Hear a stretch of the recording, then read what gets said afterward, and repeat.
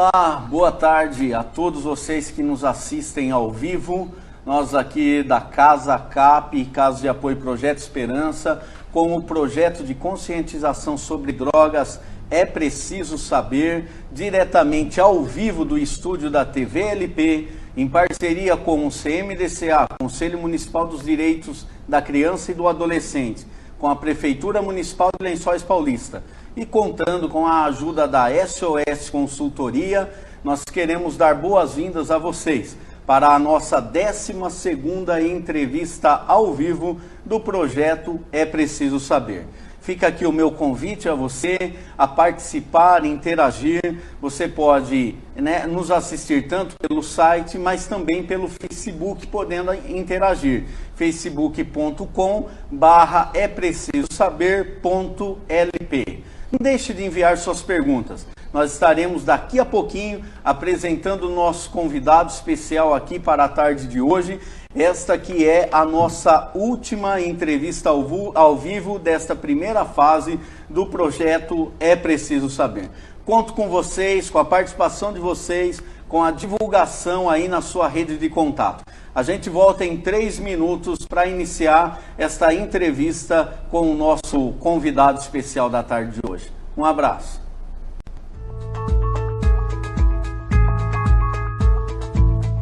A CAP iniciou suas atividades em dezembro de 2010. Nosso trabalho consiste em ajudar pessoas que desejam abandonar os vícios do álcool e das drogas, em um ambiente de tranquilidade e paz, com uma equipe responsável e amiga. Oferecemos atividades diversas no dia a dia e a oportunidade para uma nova maneira de viver. Se você conhece alguém que precise desse tipo de ajuda, entre em contato conosco.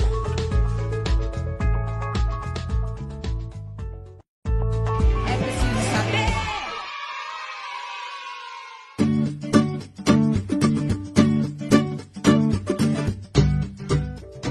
O vídeo que você acaba de assistir é o mais recente da campanha Se Beber, Não Dirija do governo federal. Ao invés de proibir, criminalizar ou desestimular o uso em si da droga, esta campanha tem como principal objetivo reduzir os danos e consequências negativas causadas por quem consome a droga.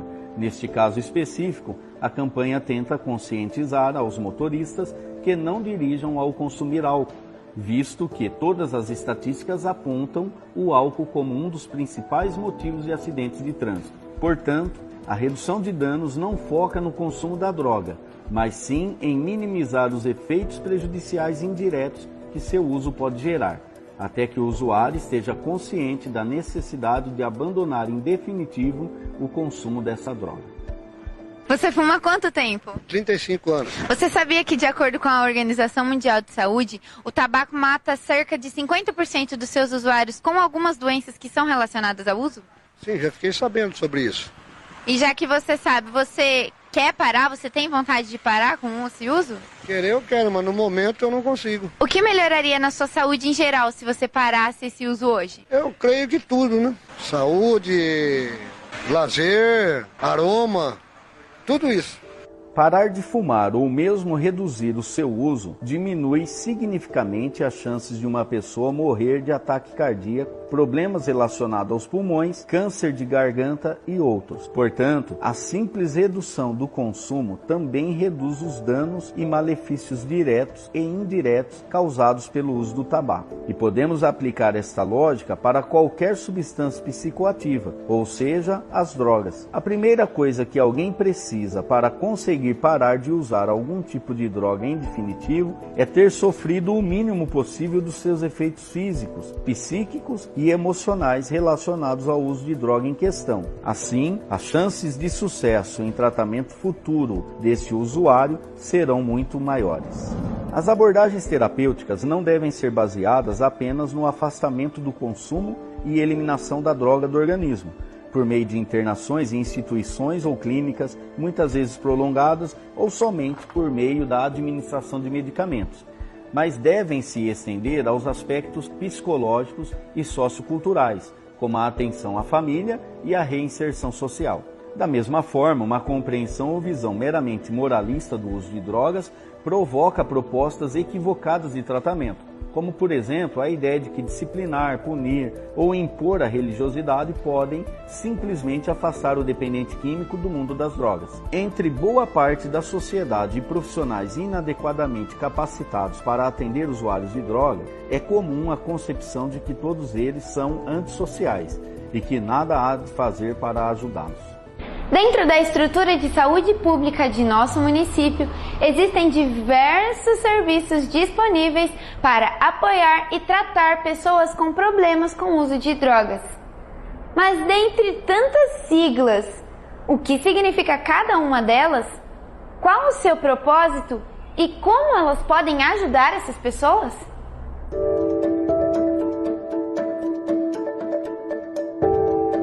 A Unidade Básica de Saúde, ela é uma unidade para atendimento aos munícipes, de uma região em média de 8.000 habitantes, e ela pode ser constituída dentro da Unidade Básica de Saúde outras ferramentas multidisciplinares.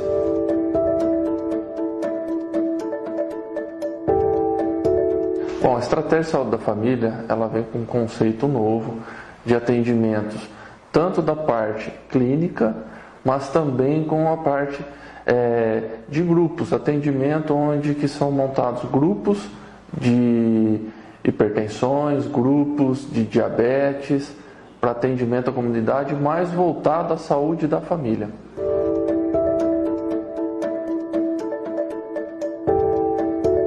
O CAPS é o Centro de Atendimento Psicossocial, ele é uma unidade que... Bem, estamos de volta aqui da nossa, direto do estúdio da TV LP, recebendo o Valdenor Cordeiro, que é advogado da Secretaria de Assistência Social do nosso município, atuante aí no Conselho Municipal dos Direitos da Criança e Adolescência, adolescentes, melhor dizendo, e uma ampla experiência e por isso convidado, né? Trabalhou vários anos aí no CRAS e no CREAS, e por isso nós o convidamos hoje para estar aqui conosco, e ele de pronto aceitou.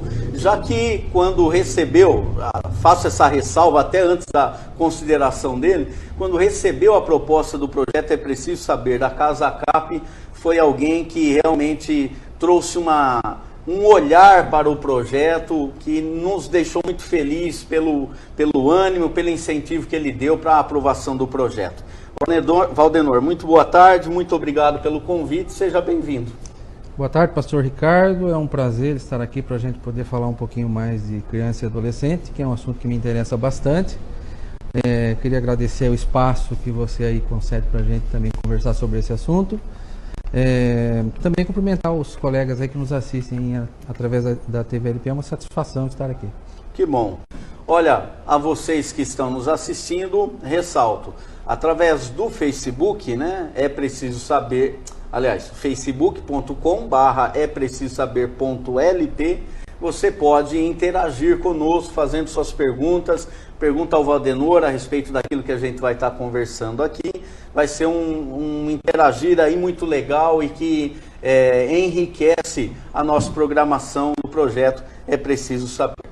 Bom, nós vamos começar já então, nós temos várias perguntas aqui que a nossa consultoria elaborou para o Valdenor. Então a primeira seria, Valdenor, né? Gostaria que você fizesse aí um resumo, um balanço do ano 2018 em relação a projetos que o Conselho da Criança e Adolescente recebeu e como que está o andamento e que você pode passar para o nosso público aí. Primeiro eu gostaria de, vamos começar desde o início aqui, explicar para o colega que nos assiste aí que o CMDC é o Conselho Municipal dos Direitos da Criança e Adolescente, que cuida de maneira geral da política municipal dos direitos da criança e adolescente. E junto com isso tem um fundo que recebe recursos de doações de pessoas físicas e pessoas jurídicas e que tem que ser investido diretamente nos interesses da criança e do adolescente. E esses projetos que o pastor Ricardo se referiu exatamente são promovidos com recursos do Fundo dos Direitos da Criança e do Adolescente. Eu particularmente faço um balanço bastante positivo do ano de 2018, tivemos muitos projetos aprovados, inclusive o É Preciso Saber, né, que nos possibilita aqui essa participação. Tivemos vários projetos, um investimento muito grande, da ordem de praticamente R$1 milhão de reais, é um recurso bastante expressivo. E o que importa, um recurso direcionado para ações sempre voltadas diretamente para a criança e para o adolescente. Sempre com olhar preventivo e também... Preventivo, todo tipo de olhar. Todo olhar que possa, de alguma forma, atender à proteção da criança e do adolescente, a gente procura aprovar os projetos bons, projetos que sempre contribuem para a gente reduzir aí essas questões tão problemáticas com criança e adolescente. Eu acho que vale a pena dar uma ênfase, Val, numa explicação. Esse fundo, da onde vem esse dinheiro? Né? Vai para o fundo, mas da onde? Eu acho que é importante, até para nossos amigos, aí, os adultos que também estão nos assistindo, quem sabe poder aí despertar para esse algo tão importante. Sim, isso é bastante importante. Esse fundo é uma conta, né, que tem um CNPJ, né, existem várias fontes de receitas, mas na verdade a que mais aporta recursos são as doações do imposto de renda, que pode ser feito por pessoa física ou pessoa jurídica, e você abate 100% do que você doa no imposto de renda que você tem a pagar.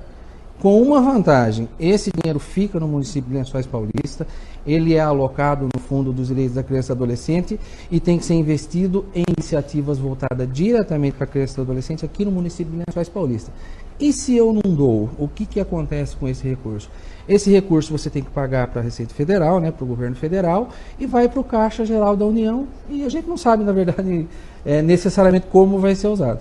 E qualquer época do ano pode fazer essa indicação? Por exemplo, o mês que eu resolver fazer o meu imposto de renda... Não, você pode doar o ano todo, na verdade, né? Às vezes tem aí essa ideia que só pode doar em dezembro, mas não é verdade. Você até uma dúvida pessoal minha mesmo. Você doa o ano todo. Quando você vai fazer a declaração de imposto de renda, você vai declarar do período que você fez o aporte de recursos para fazer o abatimento do imposto de renda, mas doar pode ser o ano todo. Entendi. Olha, interessante essa informação a todos nós adultos que sempre estamos aí acompanhando o projeto É Preciso Saber, nessa 12ª entrevista recebendo aqui o Valdenor Cordeiro e podendo nos orientar que vale a pena destinar o imposto que nós, né, parte dele pagaríamos, né, nós podemos destinar e saber que será aplicado aqui no município de Lençóis Paulista. Em 2019, qual é a perspectiva, né, de eventos, de programações voltada para esse público tão importante, tão vulnerável que é a criança e o adolescente? Bom, pastor, nesse ano de 2018 nós financiamos vários projetos, né? E agora no mês de abril, já no dia 5, provavelmente, vai ter a reunião de posse do novo conselho. Então são pessoas novas, cabeças novas, ideias novas. E como o CMDC é um colegiado, após a posse desse novo grupo é que nós vamos sentar, eu vou participar novamente, né? É possível participar por mais uma vez. Nós vamos sentar e realizar a nossa reunião para definir como que vai ser o nosso trabalho. Mas uma ideia que me tem ocorrido, eu já conversei com mais alguns integrantes do CMDCA antes de terminar o nosso mandato, na verdade, era não necessariamente financiar vários projetos, mas de repente um grande projeto envolvendo todas as entidades do município, envolvendo de repente o projeto É Preciso Saber, envolvendo saúde, educação, envolvendo assistência social, envolvendo as entidades, todas as entidades envolvidas para a gente fazer um grande projeto com foco em um grande problema que a gente tem. Que no meu ponto de vista hoje é a questão da drogadição, da exposição das nossas crianças e adolescentes no mundo das drogas. É uma ideia, não estou dizendo que vai acontecer, porque o colegiado vai decidir, vai analisar, mas aí você fala, mas como vai ser esse projeto? Esse projeto ele vai ter que ser pensado desde o início. Em uma rede. Como uma rede. Um grupo, a rede vai sentar e decidir como vai ser esse projeto. O foco, preferencialmente, drogadição, certo. Criança e adolescente. Mas como vai ser feito, a equipe vai ter que pensar e precisa ter um tempo. 1 mês, 2 meses, 3 meses, 6 meses. O tempo necessário para fazer um grande projeto, para ter um grande investimento, para a gente ter um bom resultado. Abriu em dezembro, né, a possibilidade de inscrição de projetos, dezembro de 2018, que serão creio que foram aprovados. Queria saber de você isso, para a gente já encerrar esse bloco.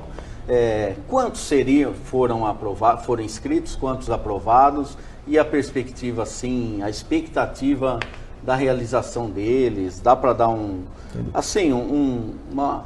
toque para nós aí, o que tem de novidade que vai ser executado agora? No final do ano agora, de 2018, foi lançado um edital e foram apresentados vários projetos. Não vou saber precisar a quantidade por entidade, mas nós tivemos uma liberação de R$100 mil por entidade que apresentou os projetos, né, voltados à criança e adolescente. E esses projetos beneficiaram a Associação Amorada, a Legião Mirim, a Legião Feminina, a APAI, o Lar da Criança e... Instituto Líderes. Isso, exatamente. Não, Instituto... Lidera Jovem. Lidera Jovem. Isso, que a gente está acostumado a falar do projeto Líderes. Então, né? cada um deles, alguns apresentaram 2, 3 projetos, todos voltados para criança e adolescente, e projetos excelentes, né? A gente analisou todos os projetos, todos foram aprovados. E é uma aprovação prévia. A gente entende que serão bons projetos, serão bons frutos. Mas é óbvio que depois que você realiza o projeto, você faz olha para trás e analisa como foi, né? Tá. Mas a gente acredita que serão projetos bons e que vai valer a pena o investimento. Muito bem.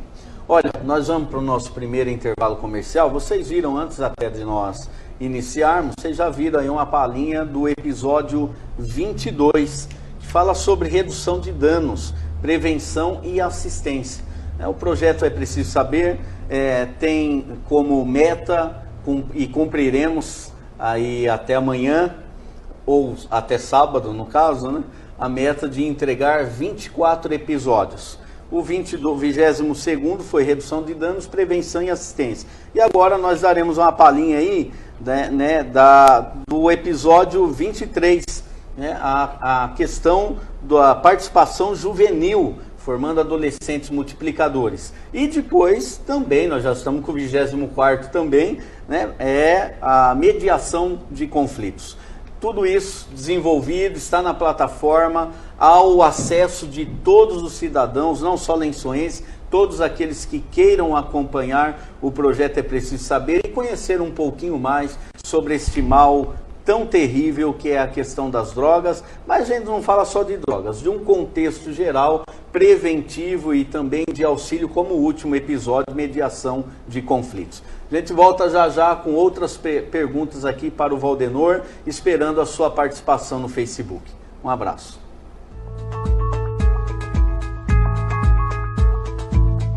A CAP iniciou suas atividades em dezembro de 2010. Nosso trabalho consiste em ajudar pessoas que desejam abandonar os vícios do álcool e das drogas, em um ambiente de tranquilidade e paz, com uma equipe responsável e amiga. Oferecemos atividades diversas no dia a dia e a oportunidade para uma nova maneira de viver. Se você conhece alguém que precise desse tipo de ajuda, entre em contato conosco. É preciso saber.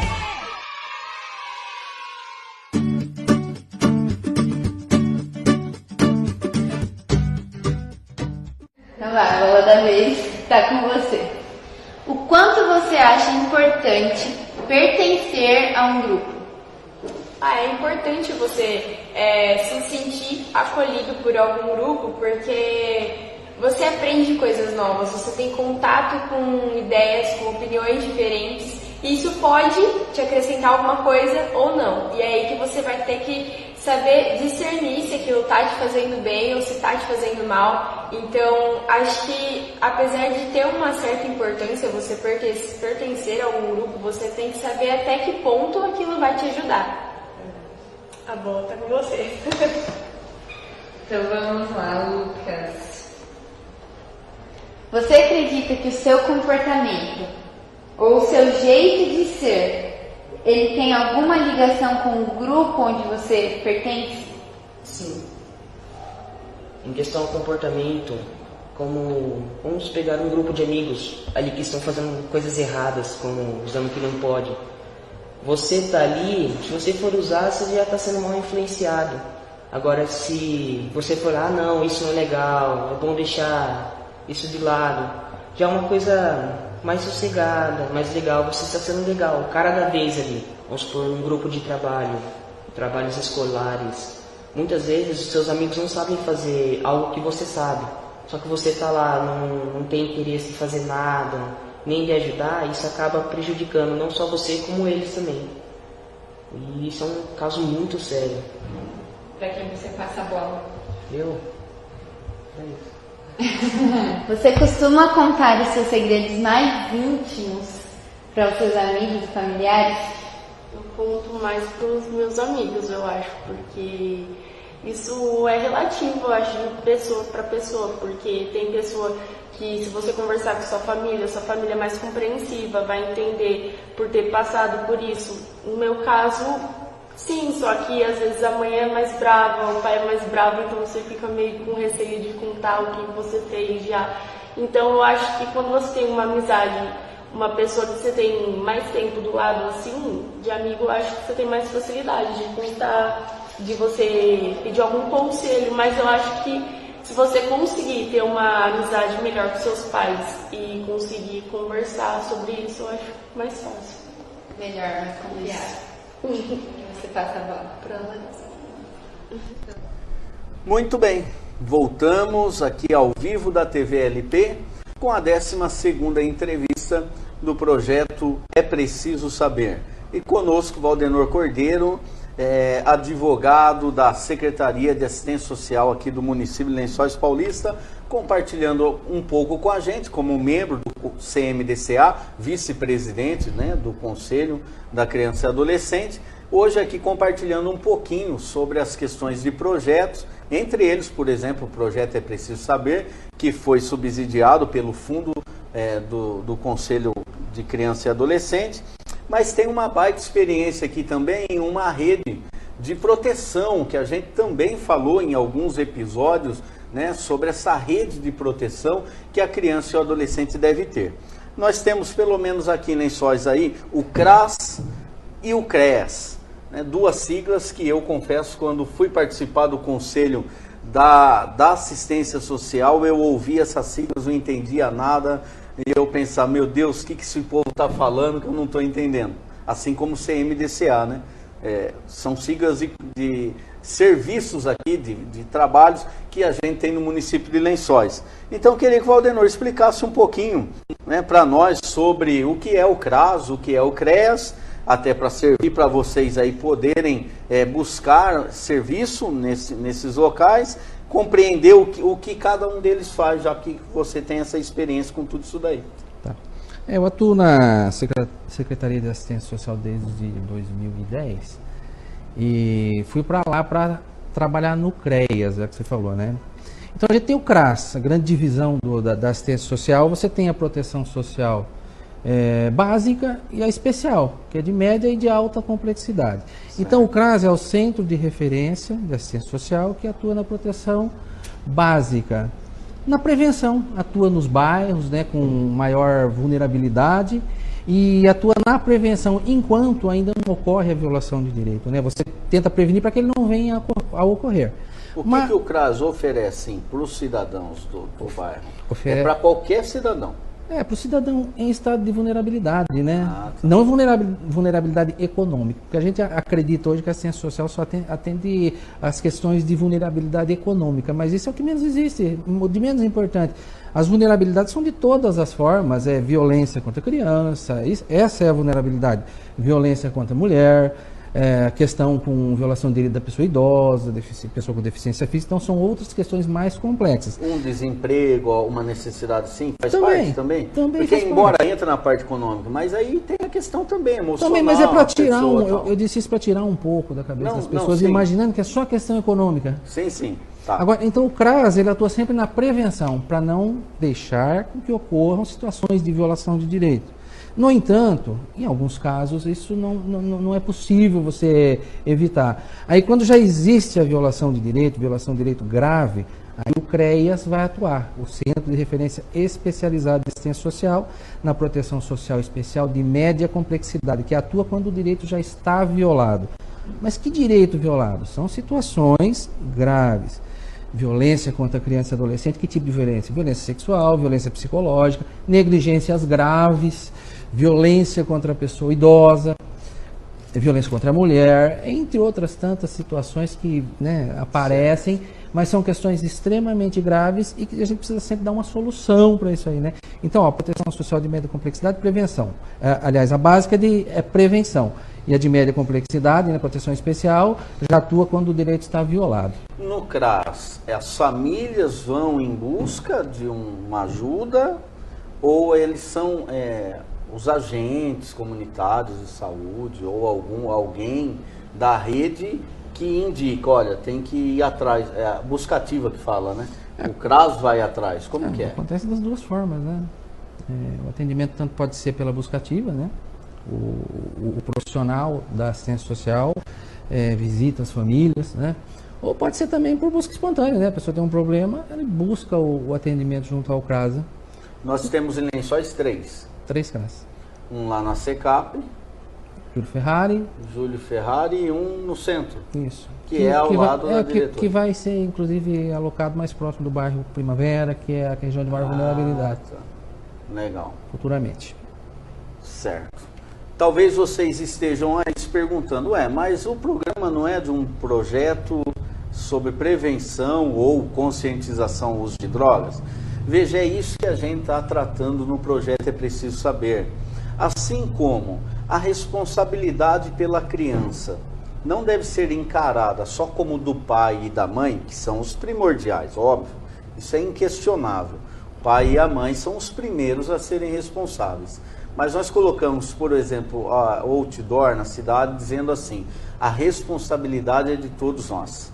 Todos nós temos compromisso. Assim como todos temos compromisso de zelar pelo direito, pela proteção da criança e adolescente, nós temos uma rede de assistência na saúde, na assistência social, de serviços aqui no município que servirão como apoio à sua família. Por isso, hoje a gente está falando sobre esse assunto. E o CREAS, então, já são um serviço onde já tem uma complicação maior. De repente, adolescentes que se envolveram com drogas. São situações bem específicas, né? Geralmente vai ter a situação da droga ilícita e da lícita também, né? Na família, que acaba ocasionando os outros problemas que eu falei, né? A violação do direito acaba sempre, na maioria das vezes, advindo daí. Tendo a violência doméstica e tal, vai tudo pro CREAS. Associado ao uso das drogas. E aí o CREAS tenta não, é o serviço dele, faz o quê? O CREAS atende esses casos e o objetivo é sempre resolver, né, o problema. E quando a gente fala resolver o problema, não é o CREAS dar a solução, mas é trabalhar junto com a família para que a família encontre uma solução, né? Seria uma mediação, mais ou menos. Não seria propriamente uma mediação, é um trabalho mesmo efetivo, né? A mediação no CREAS é usado como um instrumento de trabalho. Em situações que a família tem um problema, e você precisa reunir a família para que ela reconheça esse problema e encontre soluções. Então, aí você usa a mediação como um instrumento de trabalho, né? Importante na mediação, a gente sabe que a mediação sempre é a pessoa fazer a gestão do problema, mas que as pessoas envolvidas encontrem a solução do problema. Isso é a mediação. Agora, se a mediação não funciona, precisa de uma parte da pessoa que está ali fazendo a gestão da questão, aí você parte para a conciliação também, dando opções para a família buscar uma solução para o problema. Essa é a diferença, mediação e conciliação. Na conciliação tem opinião. Na mediação, você apenas faz a gestão da solução dos problemas que são encontradas pelas pessoas, que identificam o problema, descobrem soluções e propõem. Já na conciliação, o conciliador ele pode propor também, né? Essa é a grande diferença. Legal. Tá vendo? Estamos aprendendo. É por isso que o projeto convida pessoas assim, com essa capacidade de nos ensinar. Graças a Deus. Obrigado. Em 13 de julho, Val, nós vamos ter aí a comemoração de 29 anos do Estatuto da Criança e Adolescente. Estatuto que muitas vezes é mal compreendido, aliás, não pode nem dizer que é mal compreendido, porque se não é lido, não tem o que compreender ou não compreender. Não foi lido. Eu acho que a nós todos cabe primeiro ler o Estatuto da Criança e Adolescente, que completa dia 13 de julho, 29 anos. Como advogado, profundo conhecedor aí desta matéria, qual a sua avaliação geral após todos esses anos de implantação do Estatuto. E para nós, assim, fecharmos esse assunto, você mudaria alguma coisa, se você pudesse, no Estatuto da Criança e Adolescente? O Estatuto da Criança e Adolescente, né, fazendo quase 30 anos já, né? Mas para a gente fazer essa análise que você está falando, né, do que mudou, a gente precisava olhar lá atrás, né? Certo. E eu até volto um pouquinho, né, com a própria promulgação da Constituição de 88, que foi onde trouxe para a gente aí a grande normatização do direito da criança e adolescente no artigo 227 e mudou o foco, né? Começa por aí. Aí vem o Estatuto da Criança e Adolescente, em 1990, né? E só a implantação do Estatuto da Criança e do Adolescente já é um grande avanço. Por quê? Porque com o Estatuto da Criança e Adolescente, a gente reconhece a criança e o adolescente diferente do adulto, como sujeito de direitos. Desculpa, pessoal, meu telefone está tocando. Vou ter que falar aqui para... Desliga lá, por favor. Vai lá. Então, aí, continuando aí o raciocínio, só o fato da criança ou adolescente ser reconhecido como sujeito de direito já é um avanço tremendo. E aí o Estatuto da Criança e Adolescente, ele enumera um grande número de direitos lá que antes não existia para criança e para adolescente tão estabelecido quanto no Estatuto da Criança e Adolescente. Então você busca lá direito à saúde, direito à educação, direito ao lazer, à convivência familiar e comunitária, direito à profissionalização. Quer dizer, são conceitos que vieram com o Estatuto da Criança e do Adolescente. Aí o que acontece? Isso é um grande projeto, né, que se estabelece com o Estatuto da Criança e do Adolescente. Aí vem o Estado e a sociedade que precisa colocar isso aí em prática. Então, nesses últimos, né, praticamente 30 anos aí, o Estado e a sociedade vêm tentando colocar em prática. Então, qual o avanço que trouxe o Estatuto da Criança e do Adolescente? Primeiro, a gente tem um foco de trabalho com base em direitos estabelecidos para a gente poder estabelecer projetos de trabalho. Foi criado também, por exemplo, uma evolução, o Conselho Tutelar, que é um órgão bastante atuante e atua nos casos concretos de violação de direito. Isso é um extremo avanço no meu ponto de vista. Nós tivemos, por exemplo, também a criação do próprio CMDCA, né, que vem no Estatuto da Criança e do Adolescente, também que trabalha na política de assistência social. Na área de assistência social, nós temos muitos serviços que foram criados em função do Estatuto da Criança e do Adolescente. Quando você fala do CREAS, por exemplo, atender a criança ou adolescente em estado de vulnerabilidade, a gente olha para trás e vê lá no Estatuto da Criança e do Adolescente, em 1990, né, quando se estabeleceu a obrigatoriedade de atendimento de saúde, educação, área de assistência social, e esses projetos vêm olhando para trás do Estatuto da Criança e do Adolescente e vem aí fazendo essa evolução, criando serviços, estabelecendo projetos de atendimento da criança, esses que nós falamos aqui, que foram financiados pelo Fundo da Criança e do Adolescente.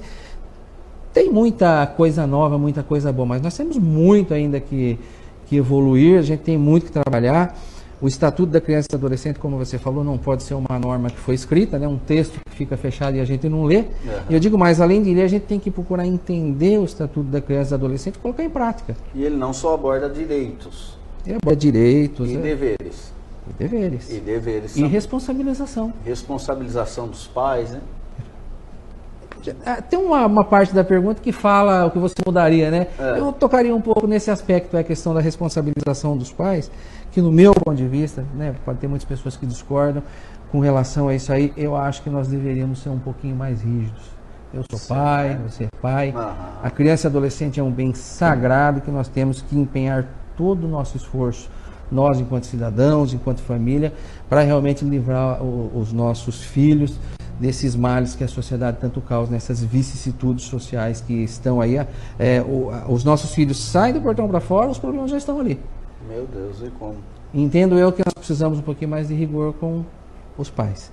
Eu vou completar a resposta aqui, você falou, já que posso seguir, claro, né? O que você mudaria? Eu penso o seguinte, né? Quando você fala o que você mudaria, já dei uma dica em relação a uma maior rigidez na atuação em relação aos pais. Mas eu acho que a gente precisa um pouco se liberar dessa cultura de que mudar a norma resolve. Nós precisamos colocar em prática primeiro o que já existe na norma. Porque não adianta você mudar a norma e não colocar em prática. Sim. Porque é o que você falou, nós precisamos conhecer o Estatuto da Criança e do Adolescente com profundidade e colocar em prática o que está ali. Não adianta ficar mudando a norma, nós precisamos praticar. Eu acho que como tudo no Brasil, né? Acho que lei a gente tem demais, bastante, e infelizmente começa no trânsito. A gente vê, sabe que você não pode parar no meio da rua para conversar com alguém. Então o cara para na contramão, dá ré na esquina porque ele não quer dar volta no quarteirão e tal. São coisas mínimas e que a gente vê que isso reflete em outras coisas também. Bom, muito bem, nós já vamos para mais um intervalo por causa do nosso horário e nós estaremos indo para o último bloco. Espero que vocês tenham mandado pergunta, vou ver com o Júlio aqui. Se não mandou ainda, envie alguma pergunta para o Valdenor, alguma curiosidade que você tenha, alguma dúvida e com certeza ele vai te responder, tá bom? Vamos aí acompanhar uma parte do último episódio, aí, o 24º episódio do projeto É Preciso Saber, mediação de conflitos. E a gente voltará para encerrar a nossa entrevista aqui, 12ª entrevista ao vivo do projeto É Preciso Saber. Um abraço.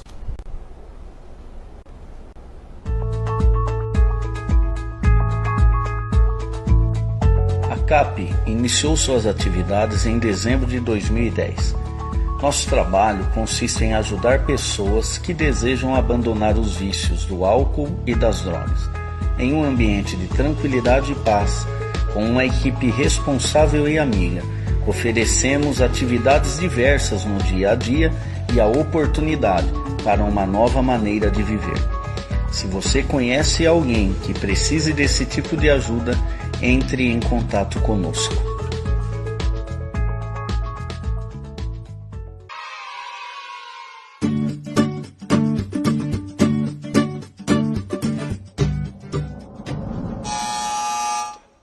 Que isso? Essa campainha vai assinalar quando é hora de respirar. Posso levar para casa?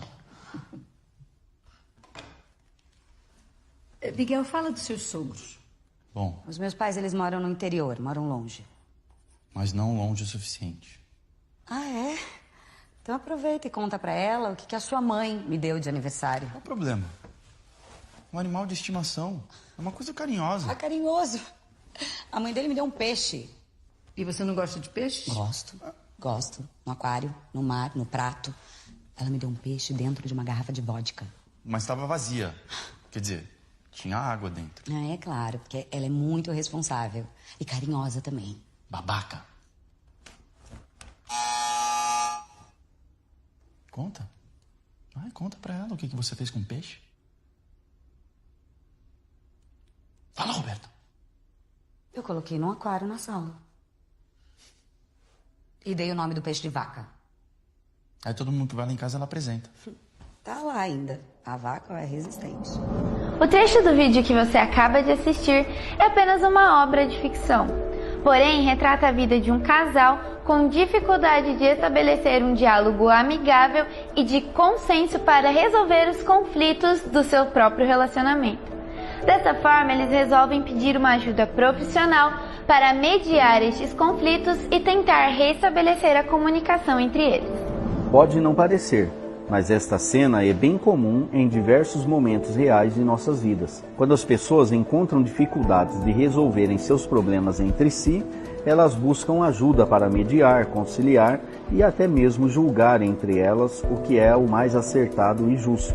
Este é o papel de um juiz, por exemplo, que diante da separação de um casal precisa tratar da questão de se o pai ou a mãe é que ficarão com os filhos e em que situação isso se dará. Nessas situações, normalmente o juiz sempre tenta buscar uma solução negociada entre as duas partes em conflito ou disputa. Busca o consenso amigável e a conciliação.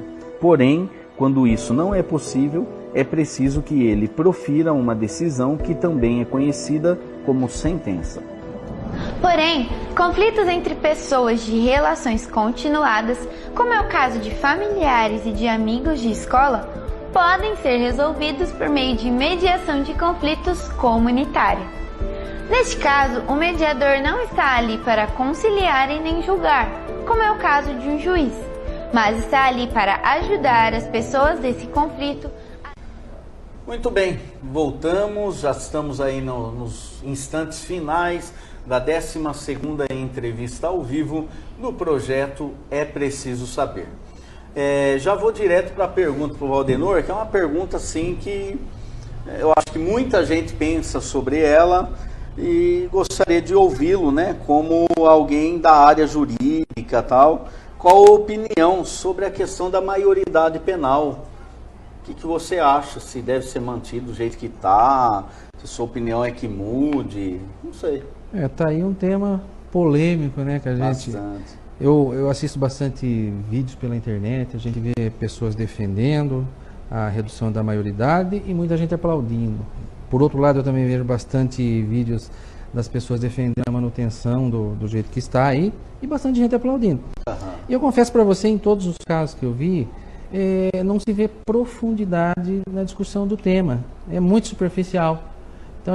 Então, eu particularmente, tem gente que não pode nem ouvir falar em discutir isso aí. Mas eu, muito ao contrário, entendo que nós temos que colocar isso aí na mesa. Se é uma questão que aflige a sociedade, a questão da maioridade, tinha que ser mais abordada. Nós precisamos conversar, não pode sair da cabeça de uma pessoa. O risco é esse aí, de quando você não conversar, da cabeça de um vai lá e muda sem a gente saber. Então, eu particularmente entendo que é um tema que precisa ser abordado, nós precisamos discutir esse assunto aí com bastante seriedade, para trazer conhecimentos sobre essa questão, para que a gente tome uma decisão madura. Porque, eu vou trazer aqui alguns dados, tem países que a maioridade penal, eu até me assustei, fui dar uma olhada hoje, se não me engano na Escócia, a maioridade penal é de 7 anos. 7? 7 anos, eu me assustei a hora que eu vi países com 12, 10, 14, 18 também, uma grande maioria. Então, é um assunto que é problemático aqui pra gente, né, 18 anos, mas então você imagina, né, nesses outros locais aí. Então, é uma questão de escolha em certos casos. Mas a gente precisa entender bem o problema para tomar uma decisão sensata. Se você me perguntar hoje, eu sou contra. Contra a redução? A redução da maioridade. Porque a gente, as pessoas imaginam que não existe responsabilização da criança e do adolescente. Esse é o grande problema. A responsabilização penal é a partir dos 18 anos, mas o ECA traz a responsabilização do adolescente infrator através de medidas socioeducativas. Nós temos medidas de advertência, medidas de prestação de serviço à comunidade, reparação de danos, liberdade assistida, inclusive a semi-liberdade e internação, que são medidas rígidas também, né? Só que o foco da lei penal é a penalização, né? Agora, o foco da medida socioeducativa é a socioeducação, é ajudar a família a superar aquele momento de vulnerabilidade. Mas, olha, para arredondar aqui o assunto, veja bem, eu gostaria muito de discutir esse assunto, mas nós precisamos trazer para o debate outras questões, porque a questão da maioridade penal não está sozinha no Estatuto da Criança e Adolescente. Nós precisamos discutir tudo que está lá de direito, como nós já concedemos à criança, ao adolescente, à família, condições de proteção integral para poder se falar em redução da maioridade penal.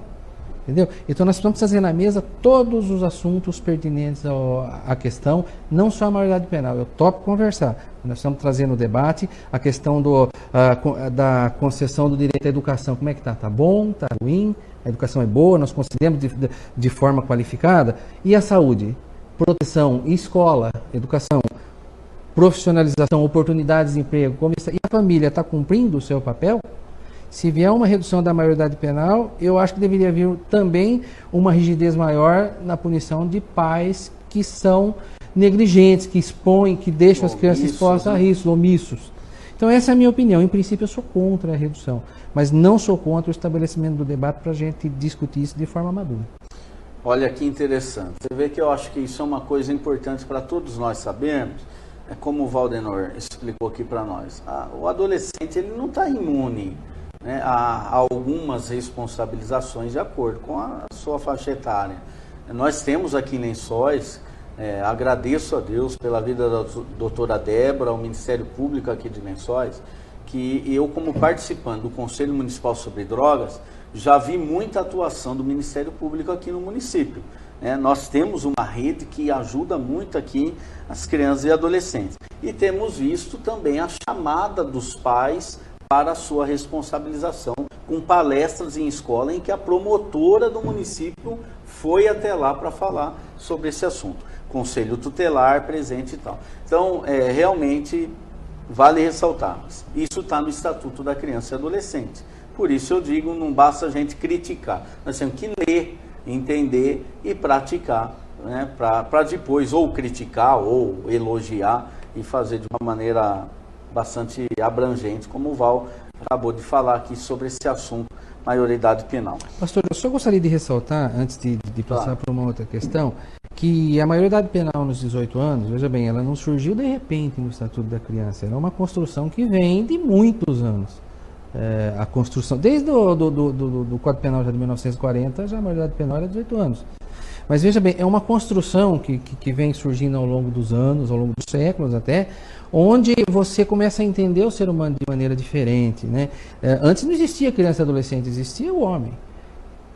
Com a evolução, eu vou chamar de evolução dos conceitos, né? Estudo da própria concepção do ser humano, você descobre o adolescente, a criança, e você estabelece direitos diferenciados em função desse estágio diferenciado de desenvolvimento da criança, que a criança é diferente do adulto. Por isso que você tem que tratar de forma diferenciada, e é isso que o Estatuto da Criança e Adolescente pensa. Se em contrapartida ele coloca a maioridade aos 18 anos, ele coloca também uma série de direitos para evitar que a criança e adolescente haja como se adulto fosse, né, praticando aqueles atos que a gente sempre eles mostram, esses atos mais horrendos, né? Mas eu acredito que o Estatuto da Criança e Adolescente a gente tem que encarar como um documento fundamental para a gente concretizar todos os direitos que neles estão dispostos, para a gente poder fazer com que quem é criança, quem é adolescente hoje seja um cidadão amanhã de bem para construir um país melhor. Certo, ótimo. Bom, eu tenho mais duas perguntas só para nós encerrarmos essa 12ª entrevista no projeto É Preciso Saber. Nós falamos há pouco, e o Valdenor aqui nos explicou a diferença entre mediação e conciliação. Então, sobre mediação de conflitos, Val, né, com a sua experiência aí, o que você poderia nos falar a respeito, né, da mediação de conflito e a sua importância? E se tem algum momento que você pode se lembrar dessa sua história aí profissional, que você viu algum resultado aí com a mediação e que você pudesse compartilhar com a gente? Olha, então, a mediação de conflitos sociais, ela é extremamente importante, ela é uma ferramenta de trabalho muito boa. Agora, a mediação ela tem que ser feita da maneira correta, né? Você tem que estabelecer critérios, né? Princípios de atendimento, princípio da escuta, você precisa escutar todas as partes. Se você é um mediador, você não pode agir como inquisitor. Então, o local de mediação tem que ser um espaço para a família se encontrar, porque muitas vezes o que acontece? O conflito está tão grande na família que eles nem se conversam mais. Então, quando você reúne a família, o primeiro sucesso da mediação já foi só o encontro e restabelecer o diálogo. Você fala, tem sucesso? Esse já é um sucesso. Legal. Muitas vezes um grande sucesso. Boa. O segundo sucesso da mediação, como tem que ser a etapa? Depois a gente tem que descobrir o problema, porque às vezes a briga está tão grande que não se sabe qual é o problema a se resolver. Então, o que você faz através do diálogo, da conversa? A família descobre o problema. Segundo ponto. Segundo sucesso da mediação. Sim. E num terceiro momento nós vamos discutir, né? A família vai discutir de que maneira ela vai resolver esse problema. E a partir desse momento que a mediação funciona com a ideia das pessoas, né? Componentes da família, para solucionar o problema. Se não solucionar, aí você tem que partir para a conciliação e também colocar ideias, né? E funciona muito. Nós tivemos, assim, vários casos. Eu não posso dizer qual caso, mas vou citar, assim, de maneira genérica. Eu vou citar um caso com uma pessoa idosa que nós tivemos lá, que o idoso morava na casa de um filho, nos fundos, e o CREAS tomou conhecimento dessa situação, os assistentes sociais foram lá, visitaram e encontraram uma situação horrenda. Aí depois você conversa com a família, ninguém é o culpado. Né? Aí você senta, você discute como que foi o caso que aconteceu e você começa a discutir propostas, mas o que vocês vão fazer? Aí começa a surgir, eu posso um dia por semana, eu posso a cada 15 dias, eu posso ir lá à noite, sabe? E você vai tentando compor essas possibilidades aí para você estabelecer uma maneira de atender o idoso. Tivemos vários casos assim, não é um só. Hoje mesmo eu atendi um caso no CREAS relacionado com pessoa idosa, nós estamos na primeira etapa, né? Conversando com a família para ver se realmente existe o problema. Certo. Se o problema for identificado, nós vamos reunir a família vai sentar, conversar, muitas vezes lava-se a roupa suja, mas para nós o que é importante? Solucionar o problema. Esse tem que ser o foco da mediação, solucionar o problema. E é pensando no indivíduo lá. No indivíduo, na criança, no adolescente com direito violado, idoso, a pessoa com deficiência, né? E você tem que ouvir, você não pode tomar lado sem conhecer toda a história, porque a pessoa senta, conta a história, você fala, poxa, mas como que ele faz isso? Quer dizer, você já está errado, porque você tem que ouvir a outra parte, porque muitas vezes o problema não é de nenhuma das partes, é da situação que todos se encontram. E aí a família... Muitas vezes, a maioria das vezes, você encontra a solução, mas você fala, mas e se não encontrar, vai ficar lá? Aí, infelizmente, a gente tem que passar o problema para frente, para o Ministério Público, para quem coercitivamente pode resolver o problema. E eu ressalto o seguinte, quando a família chega num consenso, estabelece-se acordos, né, pactos para atuação, né, naquele problema, inclusive a gente estabelece termos e compromissos por escrito para cada um conhecer a sua obrigação. Então, amanhã ou depois não vai falar, eu não sabia que eu deveria ter feito a coisa, porque está num pacto. É um pacto que ele é baseado no quê? E o pessoal segue. Algumas vezes segue, eu não posso dizer. Não pode ser 100%, não diz 100%, mas a maioria acaba... É porque a gente às vezes também não consegue resolver 100%, mas você minora para, vamos dizer assim, para pontos aí razoáveis e aceitáveis, né? Então você estabelece esse pacto aí, eu só queria que você entendesse o seguinte, ele não é coercitivo, ele é baseado no quê? Na responsabilidade pessoal. Mas e se ele não cumprir? Se ele não cumprir, a gente tem que buscar auxílio, às vezes, do Ministério Público, né? A quem possa, né, socorrer a pessoa que está lá em situação de vulnerabilidade e precisa de ajuda. Ótimo. E para encerrar aqui a nossa entrevista de hoje, essa que está sendo a última entrevista ao vivo desta primeira fase, pelo menos, do projeto É Preciso Saber. Eu quero pedir para o Val, como vice-presidente do CMDCA, né, membro aí que tem acompanhado o desenvolvimento do projeto É Preciso Saber, qual é a avaliação do Valdenor do projeto É Preciso Saber, né? Foi positiva todo esse período de desenvolvimento, o que vocês como conselho acompanharam e viram, e a sua visão pessoal do projeto, qual o valor dele para a nossa sociedade aqui, comunidade lençoense? Eu desde o início, quando foi apresentado o projeto, eu já vi ali a semente de um grande projeto, como de fato é um projeto muito bom, é muito bem elaborado, a gente percebe pelos trabalhos que a gente pode observar, pelos vídeos, né? Não é propriamente pelo vídeo, mas pela natureza, pela forma como que ele é tratado. Eu conversei com o pastor foi essa semana, né, pastor? Uhum. Que eu estava tendo dificuldade de alguns acessos. Existem algumas questões Sim. que a gente precisa resolver, porque muitas vezes o problema não é nem quem está fazendo, é quem está recebendo lá, né? Que não sabe mexer no celular, tem dificuldade com a internet. Eu acho assim que o que a gente puder facilitar para as pessoas terem acesso, o maior número possível, é sempre bom. Mas o projeto é excelente, eu só tenho que dar os parabéns para vocês. Eu gostaria muito que vocês fossem no CMDCA, no novo CMDCA, apresentar os resultados lá para os novos integrantes que de repente não conhecem profundamente o projeto. Vocês apresentam, mostram como foi, para a gente também poder bater palma lá para vocês, lá para o projeto de vocês. Eu só vou complementar aqui, não é só o É Preciso Saber. Todos os projetos que a gente vê das entidades são muito bons, mas como eu disse para vocês aqui, esse ano a gente quer tentar experimentar uma ideia nova. Integrar o É Preciso Saber, de repente, num projeto muito maior aí, para a gente ter resultados ainda melhores, né? Larga escala. Larga escala e com objetivo, sabe, com foco num grande problema. Porque às vezes resolvendo um problema você resolve inúmeros outros que são problemas laterais. Com certeza. Bom, Val, fica aqui minha gratidão em nome de toda a equipe do projeto É Preciso Saber. O Beto, que sempre está aqui com a gente, não aparece nas imagens, mas sempre está aqui conosco. O Júlio, que fica lá no todo mecanismo, só aparece aí para vocês, porque tem o Júlio ali atrás.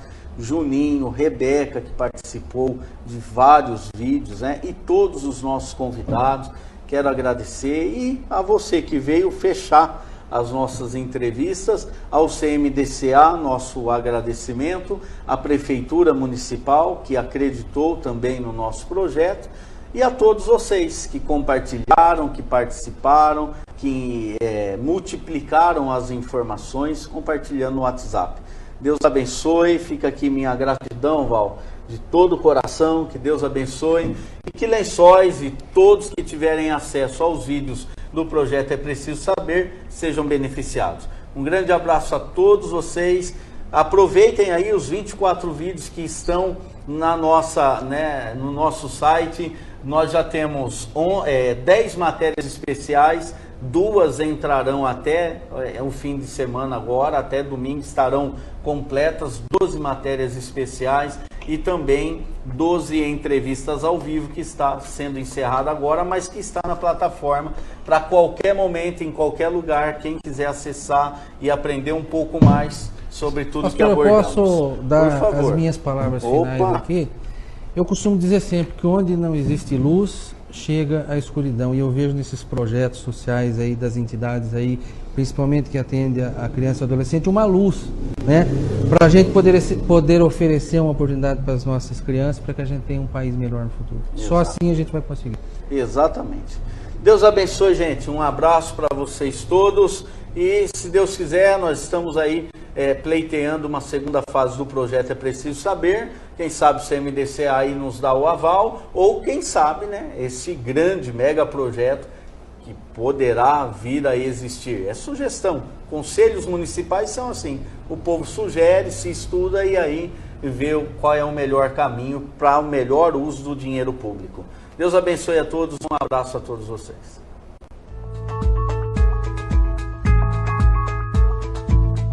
A CAP iniciou suas atividades em dezembro de 2010.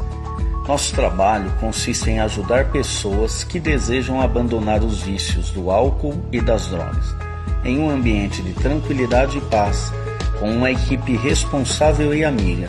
Oferecemos atividades diversas no dia a dia e a oportunidade para uma nova maneira de viver. Se você conhece alguém que precise desse tipo de ajuda, entre em contato conosco.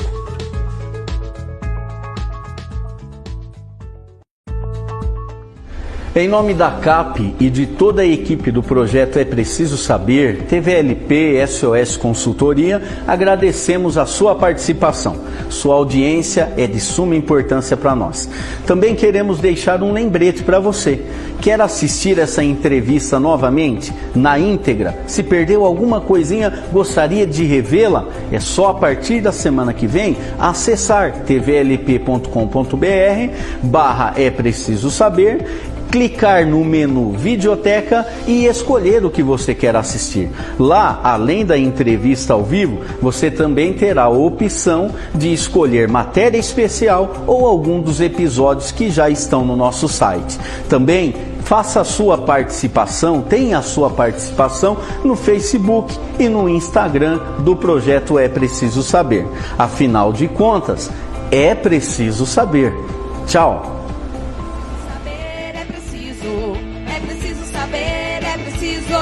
É preciso saber.